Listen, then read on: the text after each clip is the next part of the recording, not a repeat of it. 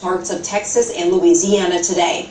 Rescue crews and volunteers with boats struggled to reach stranded drivers and families trapped in their homes. The storm is being blamed for 2 deaths. We still need people to keep off the streets. Houston officials are urging residents to stay safe after sundown. As it gets darker, it's even more dangerous to be out and about. It's hard to see debris.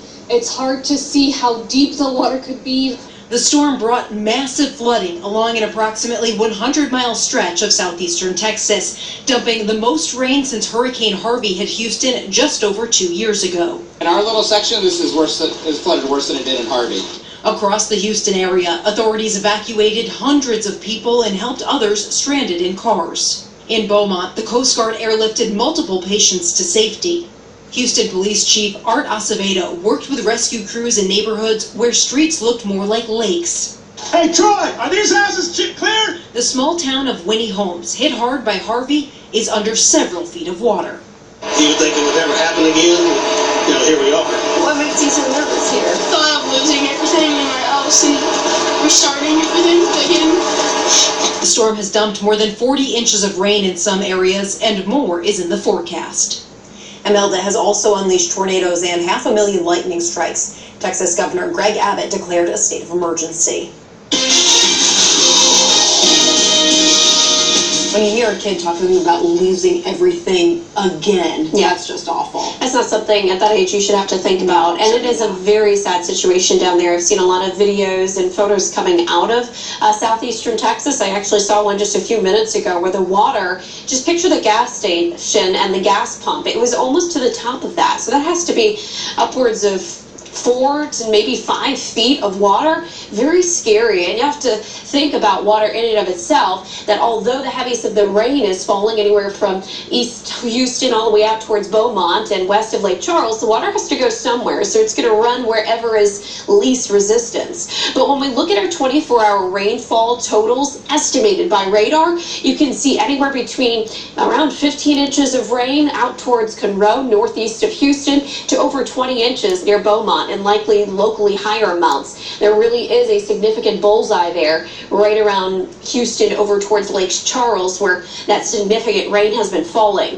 As we look at the remnants of Imelda, it is slowly beginning to break apart. That is some good news, but there is still some rain falling. So we'll be dealing with that flooding down there for days upon days before it finally recedes. We have an active tropics going on currently. What is left of Humberto is now considered a post-tropical storm as it's moving up towards Nova Scotia. And then there's also Hurricane Jerry that's coming up close to the Lesser Antilles. But it is expected to make a right-hand turn, and it's going to pass to the north of the Dominican Republic, stay east of the Bahamas. It may make a landfall near Bermuda, near there, perhaps not directly, but close enough by that significant storm surge and winds is possible. And that area was just hit by Humberto that is now lifting off to the north and east. So we'll keep an eye on how Jerry forms as we head into the upcoming weekend.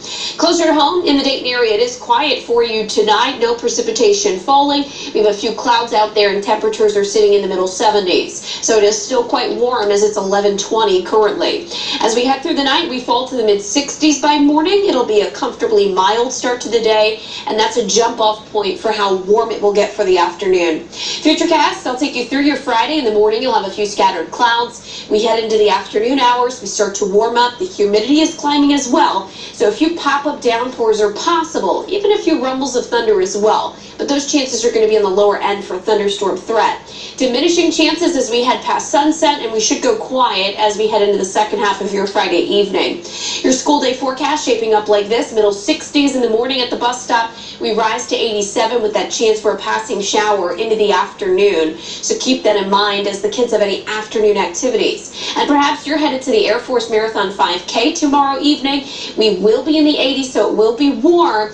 Make sure you're drinking plenty of fluids if you are planning to race. And again, you're going to need the fluids as we head into Saturday, because while it is quiet conditions for the most part on your Saturday, it is going to be quite hot. We get to 86 degrees by 2 o'clock in the afternoon. Heat index values up around 90 degrees. We'll have a chance for some showers and storms moving in late Sunday. We'll keep that slight chance for showers around Monday, and there's that cool down as we head into fall, which officially begins on Monday We're in the 70s Tuesday and Wednesday. Tune in tomorrow. Meteorologist Kirstie Zoncini will have the latest on any chance for rain for Friday afternoon. Thanks, McCall.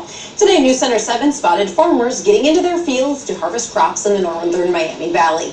Just a heads up for all of